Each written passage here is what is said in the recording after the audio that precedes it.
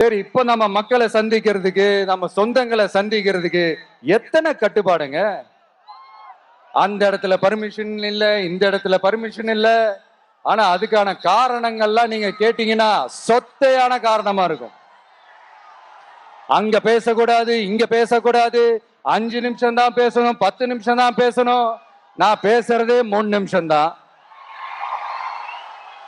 அதுலயும் அது பேசக்கூடாது, இதை பேசக்கூடாதுன்னு சொன்னா அப்புறம் நான் எதை தான் பேசுறது. அரியலூர்ல போனப்போ நான் கரெக்டா அந்த ஊருக்கு போறதுக்கு முன்னாடி ஒரு அந்த ஏரியாலேயே அந்த பவர் கட்டு. அப்புறம் நான் திருச்சிக்கு போய் நான் பேச ஆரம்பிச்சதுக்கு அப்புறம் அந்த ஸ்பீக்கருக்கு போற அந்த வயரு கட்டு. இல்ல, நான் தெரியாம தான் கேட்கிறேன் சிஎம் சார். ஃபார் எக்ஸாம்பிள், இப்ப ஒரு ஆர்எஸ்எஸ் தலைவர் இங்க வராருன்னு வச்சுக்கோங்க, இல்ல நம்ம பிரதமர் மோடிஜி அவர்களோ இல்ல உள்துறை அமைச்சரோ இங்க வராருன்னு வச்சுக்கோங்க. இந்த மாதிரி கண்டிஷன்ஸ் எல்லாம் போடுவீங்க,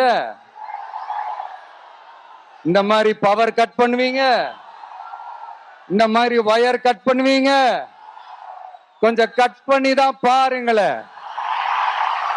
முடியாதுல, பேஸ்மெண்ட் அதிரும்ல.